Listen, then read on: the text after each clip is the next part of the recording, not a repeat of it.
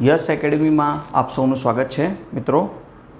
આજે આ લેક્ચરમાં આપણે જીસીએસઆરના એમસીક્યુ જોવાના છીએ, જે કુલ આપણે એસએમસી ક્લર્ક અને મહાનગરપાલિકા દ્વારા લેવાતી અન્ય કોઈ એક્ઝામોમાં જ્યાં પણ જીસીએસઆર પૂછાશે ત્યાં મોસ્ટ એક્સપેક્ટેડ 30 ક્વેશ્ચનો આપણે એના વિશે ચર્ચા કરવાની છે, બરાબર છે। લાસ્ટ એક વિડીયો આપણે સરકારી લેખન પદ્ધતિનું નાખવામાં આવેલું અને જેમાં 16 ક્વેશ્ચનથી વોઇસ પ્રોબ્લેમ થઈ ગઈ હતી, પણ એ વોઇસ હતું પણ ખબર નહીં, જે પણ ટેકનિકલથી ઇસ્યુ આવી ગયું છે, પણ હવે નહીં આવશે એવી આપણે આશા રાખીશું। ઓકે ફ્રેન્ડ્સ, અને તમે બધાએ જેમ લાસ્ટ એક સરકારી લેખન પદ્ધતિ માટે કર્યું હતું એવી રીતના જ આપણે ક્વેશ્ચન તમે જુઓ, વાંચો, ઓપ્શન વાંચો અને પછી 5 સેકન્ડનો હું તમને ટાઈમ આપું છું, એ ફટાક દઈને 5 સેકન્ડમાં તમે કોમેન્ટ બોક્સમાં આન્સર લખો। ઘણા બધા વિદ્યાર્થીઓએ રીતના લખ્યું છે જે આપણને ગમ્યું છે, બરાબર છે, અને તમારા માટે જ આ બધી વસ્તુઓ થઈ રહી છે, તો તમે વધુમાં વધુ વિડીયોને લાઇક કરો અને શેર કરો। જો તમને વિડીયો ખરેખર ગમે છે તો લાઇક અને શેર ચોક્કસથી કરજો, બરાબર મિત્રો। તો શરૂ કરીએ, આપણે લેક્ચરની વાત કરીએ એની પહેલાં ટૂંક સમયમાં શરૂ થવા જઈ રહ્યા છે આપણે ત્યાં બેંક, એસએસસી અને રેલવેના ક્લાસો જે આપણા શરૂ છે, પણ આ વર્ષની નવી બેચ શરૂ થવા જઈ રહી છે। તો જે પણ સ્ટુડન્ટ કે તમારા ફ્રેન્ડ સર્કલમાં જે પણ વિદ્યાર્થીઓ જોડાવા માંગતા હોય, બેંક, એસએસસી, બેંકમાં પીઓ ક્લર્ક, એસએસસીમાં ગ્રેજ્યુએટ 12 પાસ અને 10 પાસની વેકેન્સી અને રેલવેની બધી જ એક્ઝામોની તૈયારી કરવા માંગતા હોય, ઓનલાઈન અને ઓફલાઈન બંને ઓપ્શન છે, એ જોડાઈ શકે છે। ઓકે મિત્રો, તો ચાલો શરૂ કરીએ। ફર્સ્ટ ક્વેશ્ચન છે, જો યાદ રાખજો, ફર્સ્ટ ક્વેશ્ચન કીધું છે એટલે એનો મતલબ કે સ્ટાર્ટિંગના કોઈ પણ એક ચેપ્ટરથી આપણે શરૂઆત કરીશું અને એ 1 બાય 1 કન્ટિન્યુ આવશે। ઓકે, જીસીએસઆરના નિયમોનું ટૂંકમાં સંજ્ઞામાં નામ બતાવો કે જીસીએસઆરને ટૂંકમાં આપણે શું કહી શકીએ છીએ। તો 2002 બધામાં જ લખાય છે, પણ ગુજરાત મુલ્કી સેવા, ખાસ યાદ રાખજો, ગુજરાત મુલ્કી સેવા જનરલ નિયમો 2002 આવે છે, જેમાં આપણે 8 ચેપ્ટર ટોટલ, રજા, પગાર,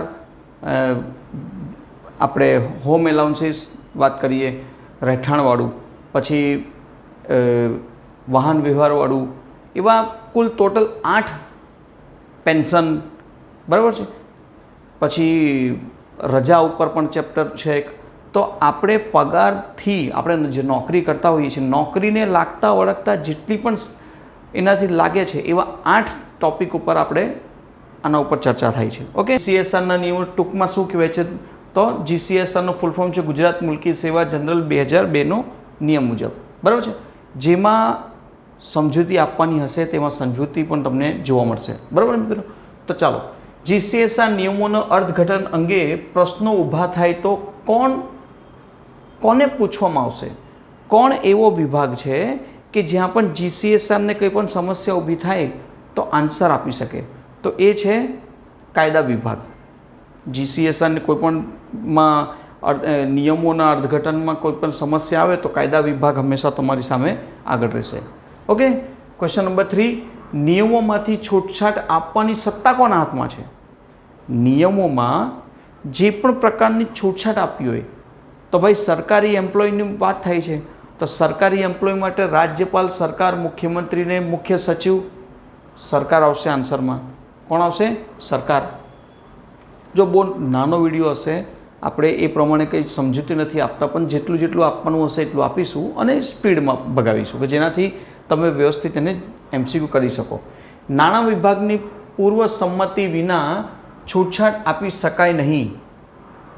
હા, ના કે માત્ર વિશેષ કેસમાં અથવા રાજ્યપાલની મંજૂરીથી? 4માંથી કયું હોઈ શકે? નાણાં વિભાગની પૂર્વ મંજૂરી વિના છૂટછાટ આપી શકાય નહીં, તો વાત બરાબર છે, હા। કેમ? કેમ કે તમારે નોકરી કરો છો તો નોકરીમાં તમને પગાર મળશે, તો પગાર, રજા, ભથ્થા, એલાઉન્સીસ, વાહન વ્યવહાર એલાઉન્સીસ, બધા જ પ્રકારના જે પણ છે પગારથી જોડાયેલા છે, એ 8 ચેપ્ટરો। તો એટલા માટે નાણાં વિભાગને પૂર્વ મંજૂરી પછી જ બધું થાય છે, બરાબર છે। નેક્સ્ટ, છૂટછાટ આપવાના આદેશની નકલ કોને મોકલવાની રહેશે? કોઈપણ પ્રકારની છૂટછાટ આપવી છે તો એની એક કોપી કોઈને મોકલવી હોય તો કોને મોકલી શકાય? તો એ મોકલાશે કમ્પલસરી ઓડિટ અધિકારીને. કેમ ઓડિટ અધિકારીને? કેમ કે એ જરૂરી છે. જો જ્યારે સરકાર કોઈ કર્મચારીને છૂટછાટ આપતો આદેશ આપે ત્યારે તેને કારણોની નોંધ સાથે આદેશની નકલ ઓડિટ અધિકારીને મોકલવાની રહેશે. બિકોઝ કોઈ એવો વ્યક્તિ છે કે જેને અલગથી સ્પેશિયલ ટાઈપની છૂટછાટ આપવામાં આવી છે તો એની જે સેવા પોથી હોય છે એ સેવા પોથીમાં લખાયું હોય છે ડિટેલ્સ એના માટે કે એના કેમ બીજા બધા કરતાં એની સાથે જોડાયેલા બીજા બધા કરતાં કેમ અલગ રીતના આપવામાં આવે છે, કેમ વધારે આપવામાં આવે છે કે કેમ ઓછી આપવામાં આવે છે, એ ઓડિટ વિભાગને કમ્પલસરી ખબર હશે. એટલે નેક્સ્ટ ક્વેશ્ચન છે ક્વેશ્ચન નંબર 6. ખરેખર મુસાફરી ખર્ચમાં નીચેનામાંથી કયો ખર્ચ સમાવિષ્ટ થતો નથી? કયો ખર્ચ છે જે સમાવિષ્ટ નથી થતો? તો જો વાહન પરિસરમાં રાખવાનો ખર્ચ, ડ્રાઈવરનો વેતન, વાહનની જાળવણીનો ખર્ચ, અંગત ઉપયોગમાં વાહનનો ખર્ચ. તો યાદ રાખજો, સરકારી નોકરીમાં અંગત ઉપયોગના વાહનનો ખર્ચ સમાવેશ થતો નથી. બાકી બધા થાય છે. ડ્રાઈવર રાખો તો પગાર ચૂકવવો પડે, પણ અંગત ઉપયોગ માટે વાહનનો ખર્ચ જે થાય એ નહીં વપરાશ, એ તમને નહીં મળશે. ઓકે. નેક્સ્ટ, ફાળવણી એટલે શું? ક્વેશ્ચન નંબર નેક્સ્ટ છે ફાળવણી એટલે શું? તો સીધું સમજી લો કે ફાળવણી એટલે સરકારી માલિકીની અથવા ભાડે પટ્ટે લીધેલી રહેઠાણની સગવડ માટે આપવામાં આવશે એવો પરવાનો, તેને કહેવાય છે ફાળવણી. યાદ રાખજો, આ શોર્ટ તમને દેખાય છે સવાલ, પણ એનો સવાલનો જવાબ બહુ લાંબુ છે. ઓકે મિત્રો. નેક્સ્ટ, જોડાણ એટલે શું? મોસ્ટ આઈએમપી ક્વેશ્ચનો તરીકે મેં જેટલા પણ લેવાના હતા બધા લીધા છે. અને જ્યારે પેપર પૂરું થાય તો યાદ રાખજો કે આપણા વિડીયોમાંથી કેટલા સવાલો આવ્યા છે એ પણ ધ્યાન રાખજો. જોડાણો એટલે શું? તો જોડાણ એટલે શું? તો જોડાણ એટલે થશે આ નિયમો સાથે સંલગ્ન જોડાણ. કોઈ પણ નિયમ બનાવ્યું છે તો એની સાથે એડિશનલ કોઈ વસ્તુ જોડાણ થતી હોય છે જેનાથી બધાને એના વિશે ખ્યાલ આવે, એને કહેવાય છે જોડાણ. નેક્સ્ટ, પરિશિષ્ટ એટલે શું? તો પરિશિષ્ટ એટલે શું કહેવાય કે નિયમો સાથે સંલગ્ન પરિશિષ્ટ. નિયમો સાથે પરિશિષ્ટ જે પણ હોય છે એમાં નિયમો સાથે જોડાયેલા હોય છે એને કહેવાય છે પરિશિષ્ટ. શોર્ટમાં યાદ રાખજો. બરાબર. જે લોકોએ આની આખી થિયરી વાંચી લીધી છે તો એમને તો આ વસ્તુ ક્લિયર હશે કે પરિશિષ્ટ કોને કહેવાય.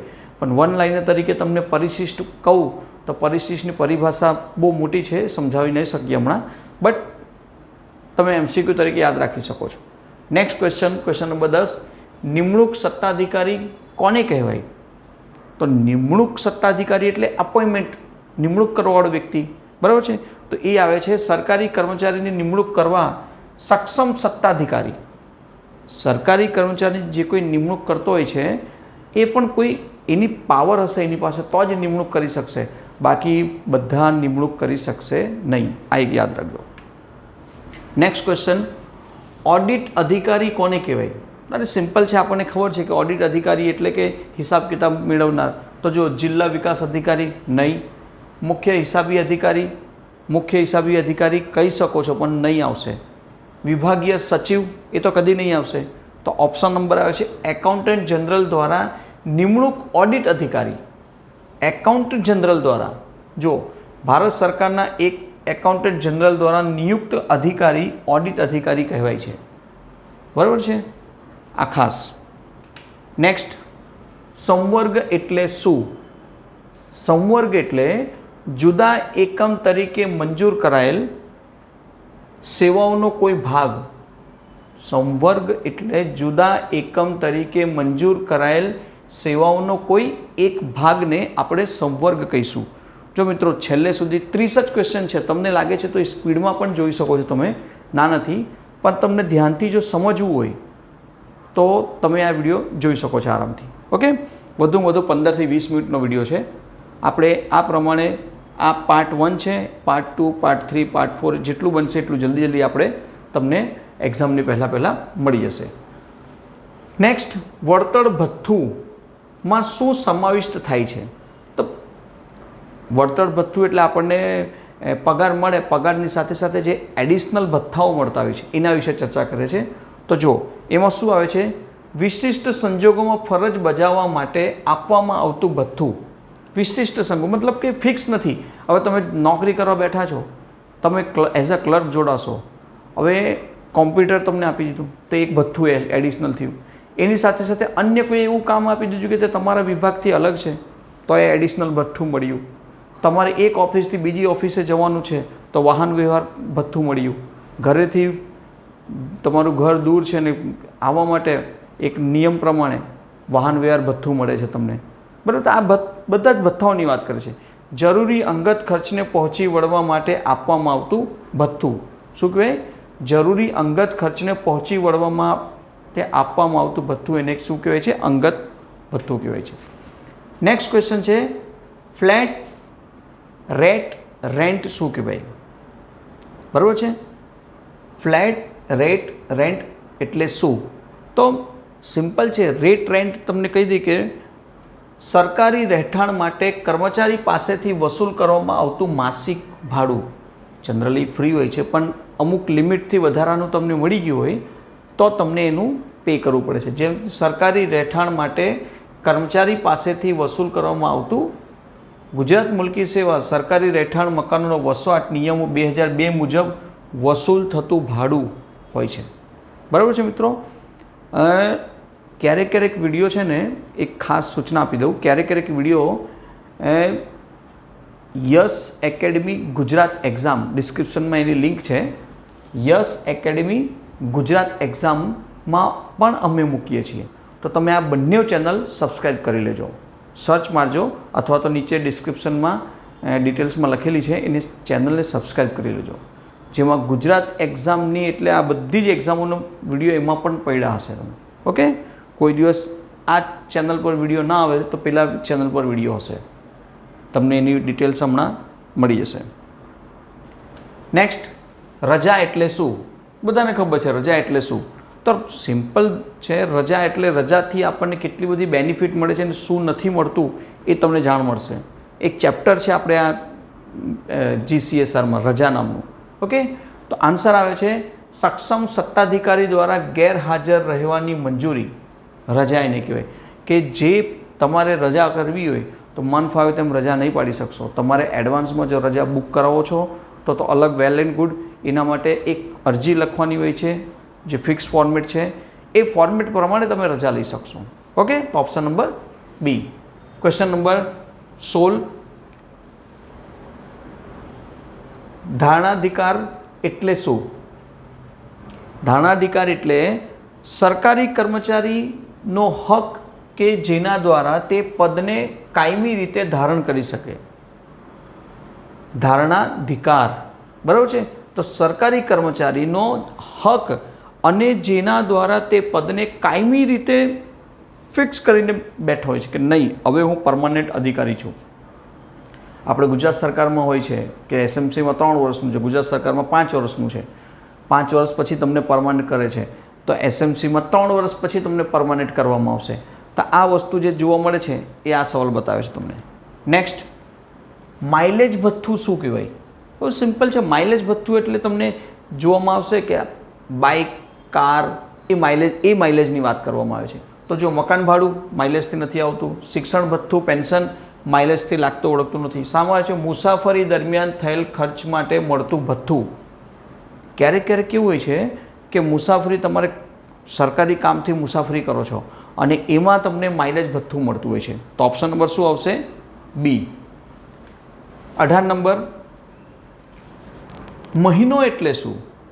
મહિના મંથલીની વાત થાય છે, નોર્મલ 30 દિવસ, 31 દિવસ, કેલેન્ડરનો અંગ્રેજી મહિનો કે 4 અઠવાડિયા. 4 અઠવાડિયે તો નહીં કહી શકીએ કેમ કે એમાં પછી 28 દિવસ જ આવતા હોય છે અને ફેબ્રુઆરી મહિનો છોડીને 28 દિવસ હોતા નથી, 30 કે 31 દિવસ હોય છે. પરંતુ 30 દિવસ તમે આન્સર આપી શકો, 31 પણ આપી શકો છો, પરંતુ આન્સર શું આવશે? આન્સર આવશે કેલેન્ડરનો અંગ્રેજી મહિનો. કેલેન્ડરનો અંગ્રેજી મહિનો એ આન્સર હોય છે. ઓકે, તો આન્સર યાદ રાખજો કે મહિનો એટલે શું કહેવાય. નેક્સ્ટ, અવેજી કામગીરી એટલે શું? તો અવેજી કામગીરી એટલે એડિશનલ એક જગ્યાના કર્મચારીની જગ્યાએ બીજા કર્મચારી દ્વારા બજાવવામાં આવતી ફરજ એક જગ્યાના કર્મચારીની જગ્યાએ, એટલે કોઈ કર્મચારીએ રજા પાડી દીધી સમજો, અને તમારું પોતાનું કામ એ કરો છો ને એ કર્મચારીએ રજા પાડી છે એનું પણ તમે કામ કરો છો, એના માટે અવેજી કામગીરી કહેવાય છે. અને એના માટે એક નિયમ છે કે આટલા દિવસથી અને એનાથી વધારેની રજા હોય તો જ તમે એ કામ કરી શકશો. અને કામ તો ક્યાંય ભલે 2-4 દિવસ માટે હોય તો પણ કરવાનું આવશે, અધિકારી આપણને આપે છે તો કરવાનું, પણ એનું પગારનો અમુક ટકાવારી આપણને મળતી હોય છે જ્યારે એનું કામ આપણે કરીશું. તો એના માટે નિયમ છે, બરાબર? એ નિયમ વાંચશો તો તમને ખ્યાલ આવી જશે. નેક્સ્ટ છે પેન્શન પાત્ર પગાર એટલે શું? પેન્શન પાત્ર પગાર એટલે પેન્શન મળતું હોય એક પગાર, મૂળ પગાર નહીં, પછી ગ્રોસ પગાર નહીં, વર્તમાન પગારમાં તો પેન્શન મળતું હતું, ન્યૂ પેન્શનની સ્કીમ છે પણ નથી મળતું. તો આન્સર આવશે છેલ્લા 10 માસ દરમિયાન મેળવેલ સરેરાશ પગાર. આખા વર્ષમાં છેલ્લા 10 મહિના દરમિયાન મળેલો પેન્શન પગાર, કેમ કે 2002નું આખું સ્ટ્રક્ચર છે એટલે ત્યારે પેન્શન શરૂ હતું.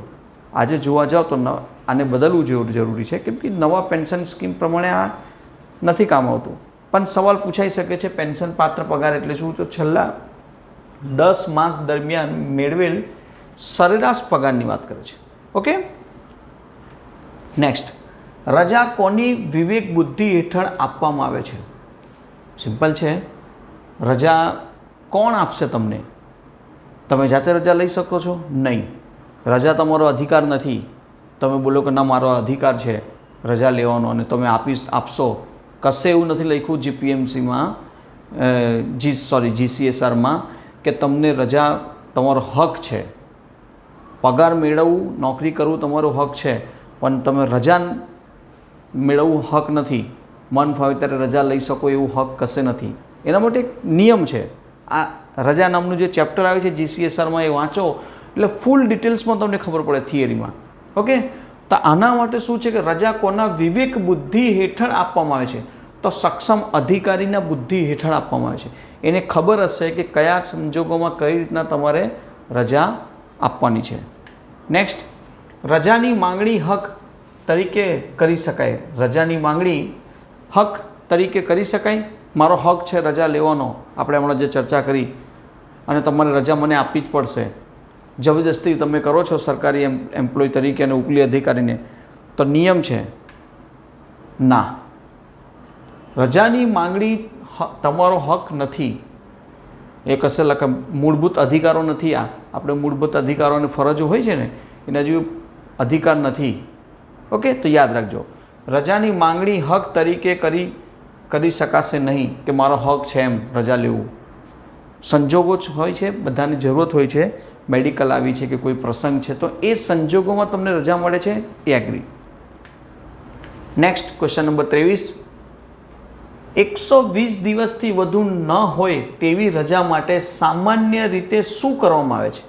120 દિવસથી વધુ રજા ન હોય એટલે 3 મહિનાથી 4 મહિનાની વાત કરીએ. 4 મહિનાથી વધારે રજા ન હોય તો સામાન્ય રીતે શું કરવું પડે? તો સિમ્પલ છે, કર્મચારીની ફરજો અન્ય કર્મચારીને સોંપવામાં આવશે.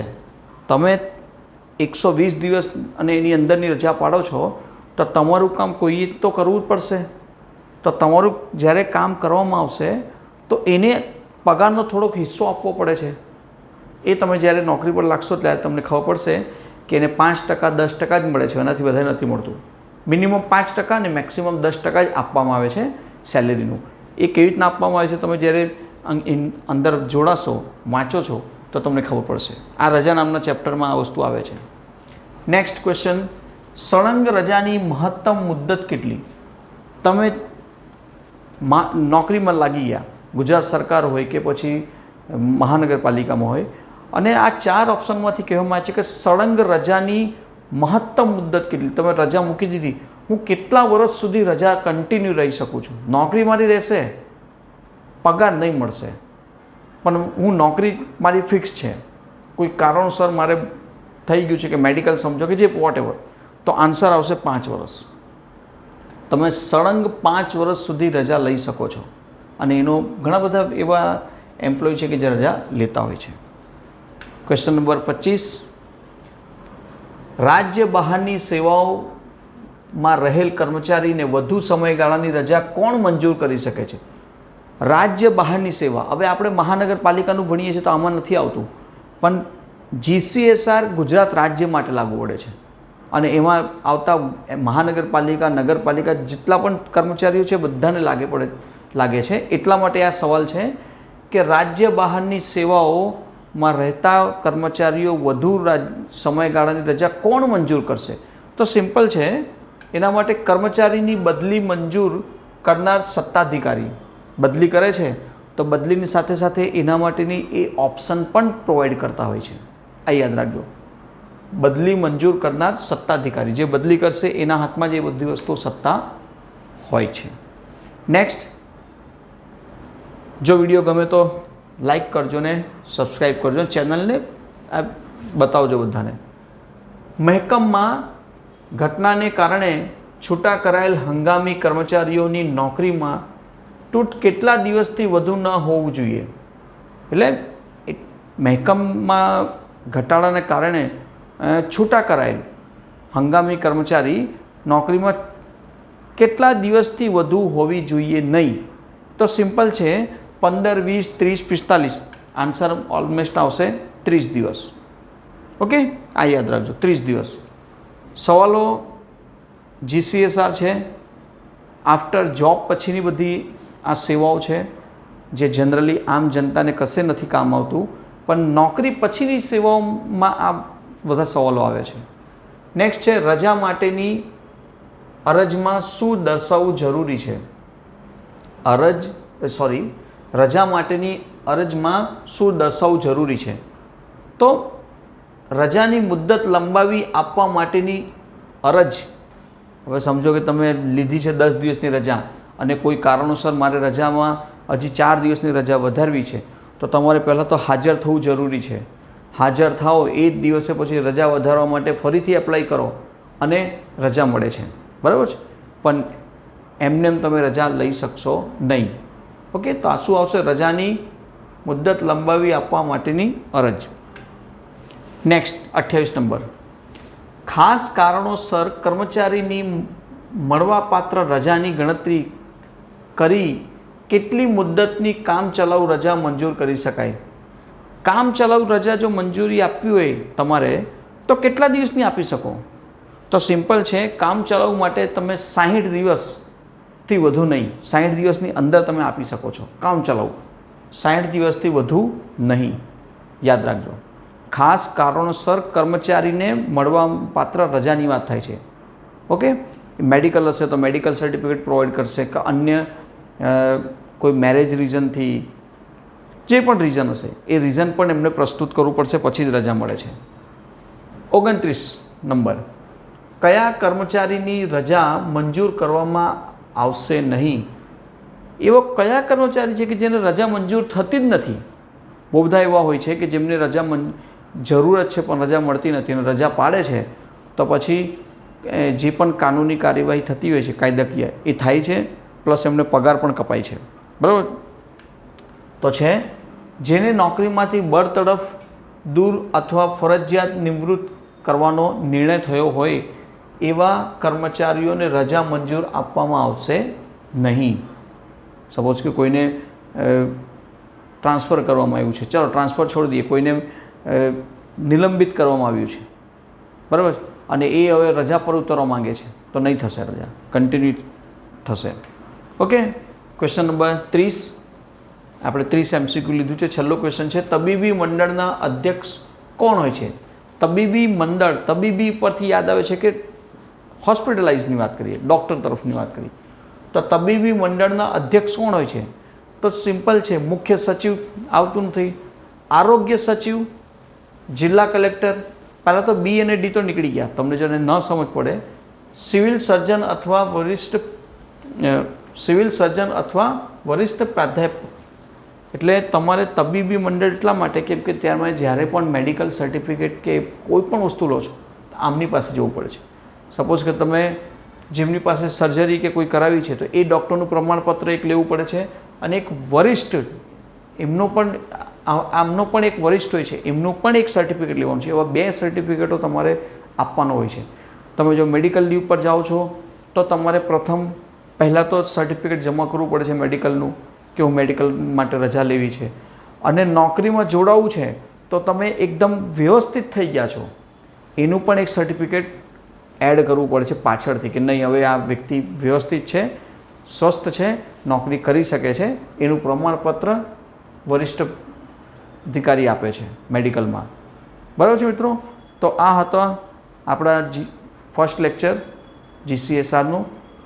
વિડીયો ગમે તો શેર કરજો. નમસ્કાર.